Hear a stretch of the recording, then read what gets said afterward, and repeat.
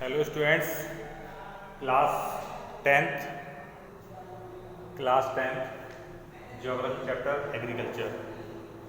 Here students, it is agriculture. Today's topic is students non-food crops. Non-food crops यानी अब non food ये मतलब है कि नॉन फूड खाए जाते हैं. नॉन फूड का मतलब जो क्रॉप्स हम खाते नहीं हैं, जिनका अदर टाइप में यूज करते हैं हम, वो भी क्या होती है, क्रॉप्स होती हैं. अब स्टूडेंट्स इनमें जो नॉन फूड क्रॉप्स हैं, इसमें रबर है, आपकी कॉटन है, जूट है, ये क्या है, ये आपकी नॉन क्रॉप्स, वो नॉन फूड क्रॉप्स हैं. अब इसमें students cotton, sorry first rubber. अब students rubber it is an equatorial crops. Equatorial students क्या होता है, इक्वेटोरियल देखिए यहाँ, देखिए आप, जैसे ये क्या है, इट इज लाइक अ अर्थ, ये राउंड करते हैं माने अर्थ है. अब ये क्या है, 0 डिग्री, ये equator line, it is equator line, क्या है, इक्वेटर लाइन है स्टूडेंट. अब इसके आसपास का जो एरिया आता है, Tropic of Cancer and Tropic of Capricorn between area known as the equatorial region. तो इसके बीच का जो एरिया आता है वो इक्वेटोरियल रीजन कहलाता है.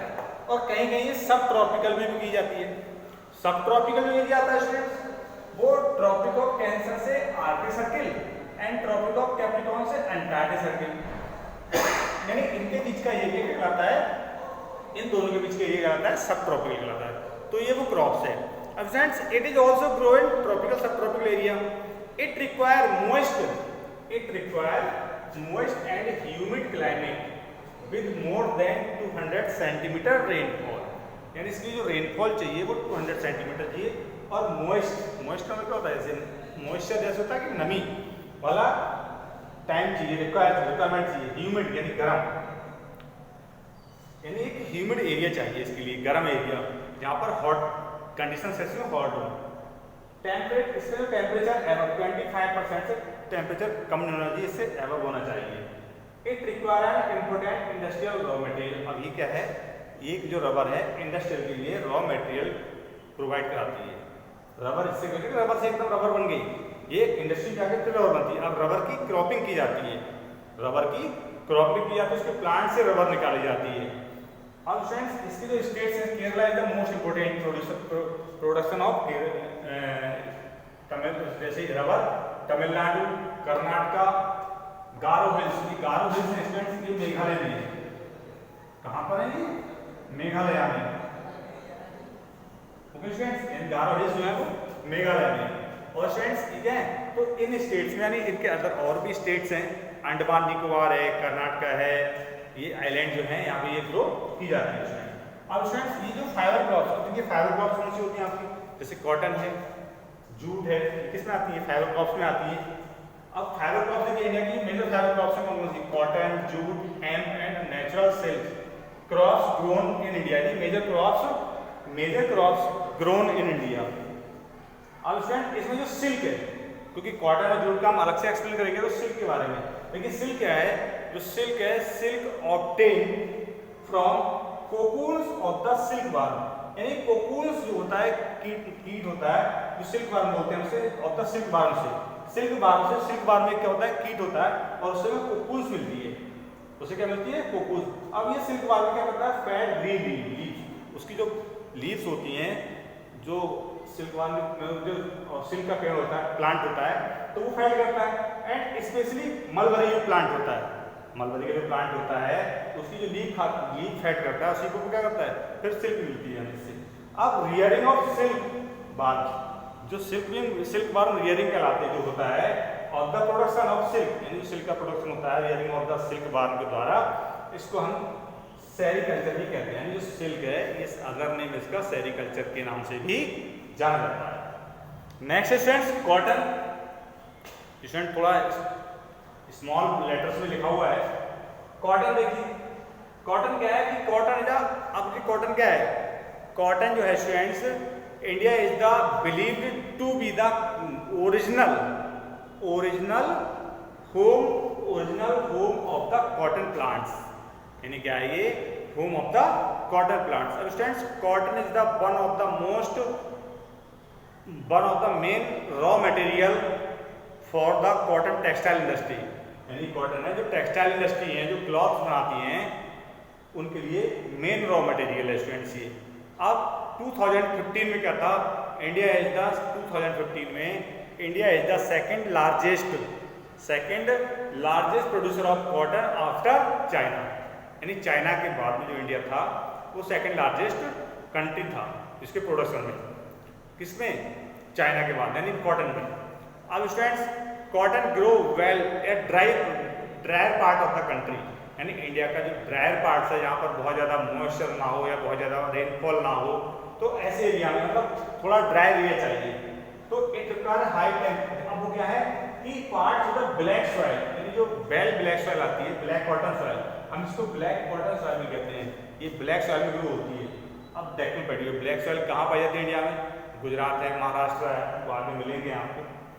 अब इट रिक्वायर्स हाई टेम्परेचर, इसका चाहिए इसे हाई टेम्परेचर चाहिए ग्रोथिंग टाइम में, लाइट रेनफॉल चाहिए यानी हल्का रेनफॉल चाहिए, एंड ब्राइटली सनशाइन भी चाहिए इसे, जो फ्री फ्रॉस्ट डेज आते हैं, and 210 days from Frost free, मतलब वहाँ पर बिल्कुल सनशाइन बेहतर रहना चाहिए इसको ग्रो करते टाइम, इसको मतलब कंप्लीट होते टाइम बिल्कुल ब्राइट सनशाइन टेम्परेचर चाहिए।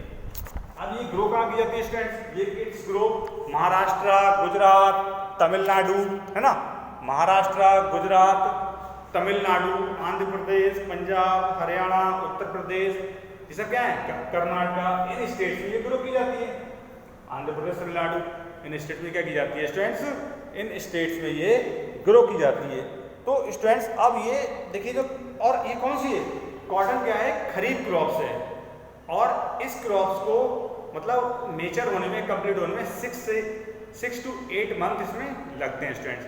Next student jute is known as golden fibre, ये किस नाम से जानी जाती है, गोल्डन फाइबर के नाम से भी जूट जानी जाती है student. It grow well drained fertile soil, यानी इसके लिए एक फर्टाइल सॉइल चाहिए, किसके लिए, कॉटन के लिए, कॉटन के लिए फर्टाइल सॉइल चाहिए, एंड एरिया जो हो फर्टाइल का इन फ्लडेड प्लेन्स, जो फ्लडेड एरिया होता है प्लेन्स का, वहां पर ये क्या करी जाती है स्टूडेंट्स, ग्रो की जाती है।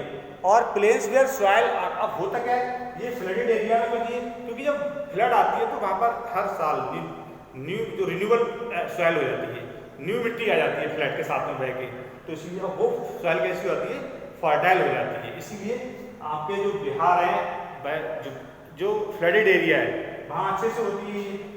अब इट रिक्वायर हाई टेम्परेचर, अब इसको टेम्परेचर कैसा चाहिए इसके लिए, मतलब हाई टेम्परेचर चाहिए इसको during the time of growth, during the time of growth, यानी कि ग्रोथ के टाइम में से हाई टेम्परेचर चाहिए। स्टेट वेस्ट बंगाल, बिहार, आसाम, उड़ीसा, यहाँ पर क्या कहती है, बिहार, आसाम, उड़ीसा, इनमें क्या की जाती है, ये मेघालय है, इनमें ग्रो की जाती है ये वेस्ट बंगाल, बिहार, आसाम, उड़ीसा, मेघालय।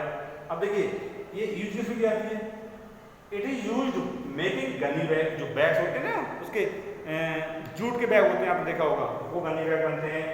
मैट्स, यानी जो मैट्स बनती हैं, रोप रस्सी बनती है इससे, और जो यार्न कारपेट होती हैं वो बनती हैं इससे, यानी एक्स्ट्रा ये डिफरेंट टाइप्स के इससे यूज करते हैं इसे बनाने में। और स्टूडेंट्स ये होता क्या है, इसकी जो कॉस्ट होती है वो हाई होती है, यानी महंगे इसके जो, अब इसमें क्या होता है कि जो होती है अदर, देखिए due to high cost, it's high cost, यानी इसकी जो प्रोडक्ट है थोड़े महंगे पड़ते हैं, तो इट इज लूजिंग मार्केट।